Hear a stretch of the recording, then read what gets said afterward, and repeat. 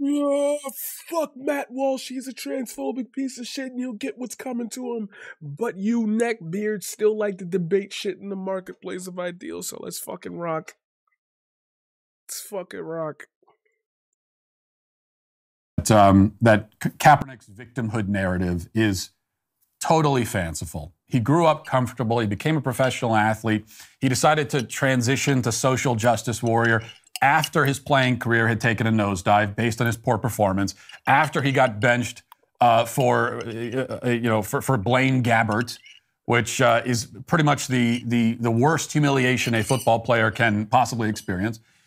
And then that happens, and he becomes a social justice warrior, and through his social justice charade, finds wealth and fame far beyond anything the NFL could ever provide for him. That's literally... You're about to go into a 4-minute rant about him being ungrateful. Hey, gang, you know what it is. You know what it is. Let's go. Let's go. Matt Walsh sit here and talk about like how crazy he should be, like how like insane like this person is for even bringing up racism. And it's like, you don't see how you taking that position like further endows the point. You know, like normal people don't see this as like, how can you at both say that he's gotten more riches and fame than he ever has and more admiration when y'all literally still shit on him to this day for that exact thing? He has not been disadvantaged by his quote unquote blackness. What? But rather he has profited immensely from it.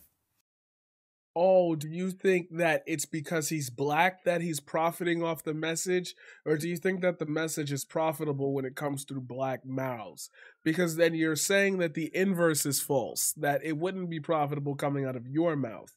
Why is that, turtleneck Matt Walsh? Oh, you're not wearing a turtleneck. No, you have a turtleneck. Here's an indisputable fact. Okay, this cannot be disputed. If everything... Oh my God, is Matt Walsh trying to look like the bounty man? About Kaepernick was the same, except that he was fully white rather than just half white. Okay, if his deadbeat biological father was white instead of black, let's say, then Kaepernick would... Why did he say that? Run the tape back. Run the tape back. Immensely from it. Here's an indisputable fact. Okay, this cannot be disputed. If everything about Kaepernick was the same, except that he was fully white rather than just half white. Okay, if his deadbeat biological father was white instead of black, let's say, then Kaepernick would today, at the age of 35 or 36, however old he is, he would today be an obscure, washed-out backup quarterback with a net worth and profile barely a fraction of what it currently is.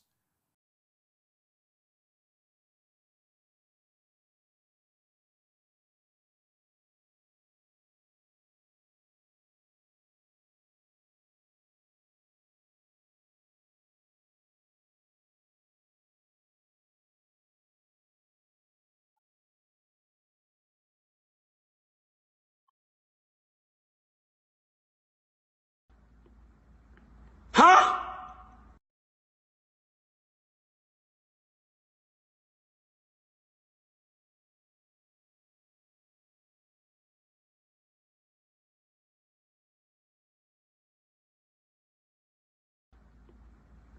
Huh?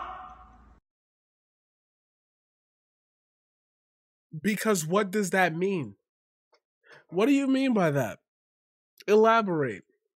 He wouldn't have any endorsements. He wouldn't have any book deals. He wouldn't have any Netflix series. At the very best, he'd appear on ESPN occasionally to debate the other talking heads about whether Joe Burrow has a higher ceiling than Patrick Mahomes or whatever. You know, I really don't want to play because Matt Walsh thinks he's smart. So we're gonna go the intellectual route with this one. Why is it that you've made up a fantasy character and then made this fantasy character mediocre? Like, you changed the most important variable in that man's life by then referring to his father as a deadbeat biological father, which has a whole level of connotation on its own, but I'm letting you rock with that since you said it is an indisputable fact. If I take you at face value, this is where I gotta end up. But I gotta ask you, why is it that this hypothetical that you've brought up leads this person to be mediocre? Is it because of the talent that they've produced thus far? Do you not think a different upbringing might yield different results? Or are you just saying nobody would care about this if he were white? You are hiding a white grievance. That's the only way to make sense of what you've just said. That's because you did that. You made that argument. More likely, he'd have drifted off into complete obscurity by now, and maybe he'd own a strip mall or a car dealership or something. His blackness has opened up very lucrative doors that wouldn't exist without it. This is a great argument to prove that racism exists.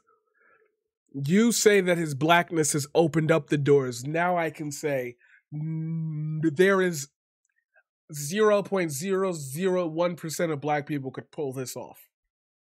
That's why there's so little of us there in this ecosphere. That's why the most prominent of them are the people who shill with them and Daily Wire Plus, because they think they're going to be the new leaders of a fascist Enlightenment era. It's not going to happen. That's indisputable. The fully white version. Also, I'd like you to really pay attention if you've gotten this far into the video that he said it is an indisputable fact and then hypothesize something. You cannot have an hypothesis. You cannot have a imaginary sequence be a fact. It doesn't work that way. Because I'm going to tell you, for the imaginary sequence that you just named, there are people that you don't like, that you've publicly talked about, that are white and have done this. So, there are more of the people you say wouldn't give a shit that do what you give a shit about than there are black people who do this. So I'm, mad confused. Version of Colin Kaepernick is in a much worse spot today than the half-white version. So we don't need to analyze his victimhood claims. They're utterly bogus. They're laughable on their face. Instead, what we should focus on when it comes to Kaepernick is his absolute lack of gratitude. Okay. Play this for the worth that it is, right? You want to idealize, you want to have an ideologue with a fascist like Matt Walsh. Play the game. Watch this. Hey, Matt, so if you won't tell us in these moments what his actual claims are and refute them, and instead we should focus on this hypothetical quality that we can't quantify just because we see a statement in a newspaper, then how do I know to trust you with your conclusion? You won't tell me the premises. You only tell me what you got out of it. You are imbuing your own personal grievances onto a person that you have not talked to. Have you talked to this person? See? Imaginary boogeymen. People who talk like that are talking about nothing but all black people. That's how they do this, is they'll use a center point and say, we need to focus on, I promise you, in the next minute of this conversation that I've not pre-watched, he will mention something very, very specific about how these doors that have been opened, he should not look back on, because if it weren't for the fact that society values everyone equally, you wouldn't even have a seat at the table. And in this way, he is a microcosm or one symptom of a culture-wide epidemic. And that epidemic is ingratitude. You cannot have a functioning society without a rich atmosphere of gratitude. Gratitude felt and demonstrated by the younger generations towards those who came before and gave them everything that they have. And this gratitude should be especially extended to and begin with your family and your direct benefactors. But it should go beyond that to your nation and your nation's forebears. Oh, wow. I could figure out the fascist playbook step by step. I wonder if, like, this isn't an old, tired method. Oh, but because I'm black, you probably see me as just rambling on, right? Okay, he skipped something there. Remember that thing I told you he skipped earlier? Think about what he just skipped here. The steps between the conclusion. I told you, how am I supposed to trust your conclusion if you won't give me the premise? Well, he just did it again. You should be grateful for those who came before you, even though those are the people like yourself who are literally trying to exterminate a group of people in America, who are benefiting from the fact that systems live to exterminate people. The Fed is about to cancel 2 million jobs. You think they're going for y'all? Yeah, they going for the black and brown people first.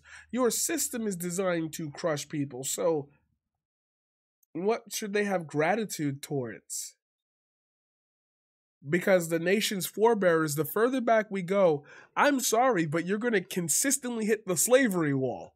How far back do you want to go? Why would it skip? Why would it go straight from your family to your nation?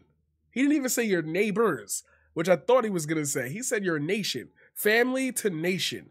There's like multiple layers of society that also need to be dealt with, don't you think? Now, this doesn't mean... So, allegiance to your nation and safety, he's got to walk that back because that's a Nazi talking point. If he walks that back, I want all the subs on this video. Family and your direct benefactors. But it should go beyond that to your nation and your nation's forebears. Now, this doesn't mean that you have to pretend that your family was perfect or your country is perfect. Gratitude doesn't require perfection. It shouldn't require it. What it means is that you recognize what was built for you, what was provided to you, what sacrifices were made for you and for your sake. And that this recognition breeds respect and loyalty and humility and a palpable sense of thankfulness. Where would Kaepernick be if not for his adoptive parents? Where would he be if he'd been born in another country? It's like I keep telling y'all, the game is, if you are anything but white and succeed at capitalism, they will come for you. Because success should also be mirrored with, hey, I also don't want you to take my, you feel me? I mean, you take either his adoptive parents or his country out of the equation, is there any chance he'd have a better life right now? That's inconceivable. There's a very good chance he'd be living in the gutter or dead in it without the very people and the very nation he can't stop complaining about. But they shot MLK. You know, it's just too easy. Like, it's like you have to listen to him and want to make good conclusions out of what he's saying. I'm done. I'm out. I'm done.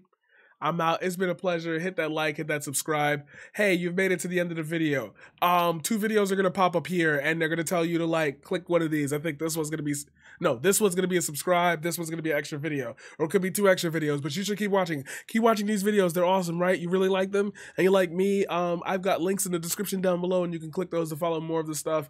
But you should subscribe. You should subscribe. You should subscribe because like we're almost to 1,000. We're at 915. It's crazy to watch the growth. Yeah, come through.